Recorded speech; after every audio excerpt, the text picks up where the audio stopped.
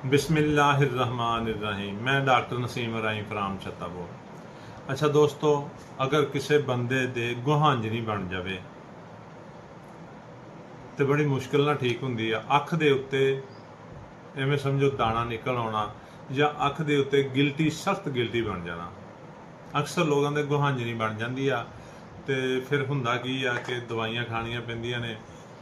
अक्सर लोगों के सख्त किस्म की गिल्टी हुंदी आ और कुछ लोगों के वो गिल्टी जिहड़ी आ वो फिस जाती आ, भर के पीप निकल जाती आ, यानी पस उहदे चों निकल जाती आ। इस दे बाद भी गिल्टी जिहड़ी आ अपनी जगह ते मौजूद हुंदी आ, जां कई दफ़ा भरदी आ, कई दफ़ा फिसदी आ। 2-4 दिन बाद भर गई, 2-4 दिन बाद फिस गई। वो इस सूरत हाल च बंदा मुबतला रहिंदा है ते बंदे दी जिन बड़ी अजीब जी कैफियत हो जाती है, क्योंकि चेहरे के उत्ते दाना निकल आना बड़ा अजीब लगता है। तो इलाज तो हर बंदा ही कराउंदा है, मगर कम ठीक हुंदी आ, बहुत घट लोगों की ठीक हुंदी आ। ज़्यादातर तुसीं देखिया हो कि कई महीने कई साल भी लैके गिल्टी अपना उस गुहांजनी नूं फिरदे रहिंदे ने। अगर पुछो तो कहंदे यार बड़ी दवाई खाधी, आराम ही नहीं आ रहा। मगर साडी अज दी रैमडी गुहांजनी का बड़ा आला ते लाजवाब इलाज आ। एक सिंगल रैमडी दवा है।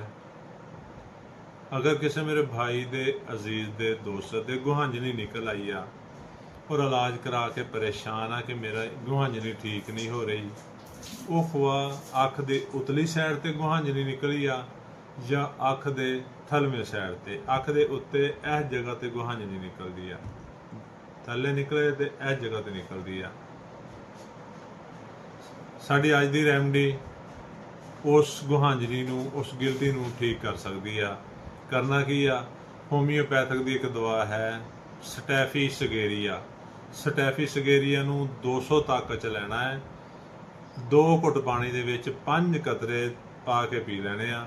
दिन च एक दफ़ा दवाई पीनी आ, बार बार दवाई नूं रिपीट नहीं करना। दूसरे दिन फिर पीनी आ। इस तरह कुछ दिन तक दवाई नूं कंटीन्यू करना वा। तुसीं देखोगे चंद दिन दे विच गुहांजनी बिल्कुल गायब हो गई आ, निशान तक नहीं रहा, और वो जिहड़ी गिल्टी सी वो खत्म हो गई आ, और तुहाडी जिहड़ी अख वा वो ठीक हो गई आ, और तुहाडा जिहड़ा बद्दापन सी, अजीब जिहा लगदा सी, वो ठीक हो गया, और तुहाडी माशाअल्लाह शक्ल सूरत अच्छी फिर लगन लग पई आ। ते दोस्तों, स्टैफी सगेरिया 200 ताकत दे विच 5 कतरे 2 घुट पानी च पा के दिन च एक दफ़ा पीने आ, और इस दवाई नूं कुछ दिन कंटीन्यू करना वा ताकि मुकम्मल तौर पर गुहांजनी ठीक हो सके। तो दोस्तों, दवाई लैण तो पहले किसी होमियो डॉक्टर नाल मशवरा करो, उहदे तो दवाई लै लो। साडी वीडियो नूं लाइक ते शेयर करो ताकि वीडियो होर लोगों तक पहुँचे और उन्हां दा फायदा होवे। साडे अकाउंट नूं फॉलो कर लो ताकि तुहाडा ते साडा मज़ीद राबता रह सके। शुक्रिया। अल्लाह हाफिज़।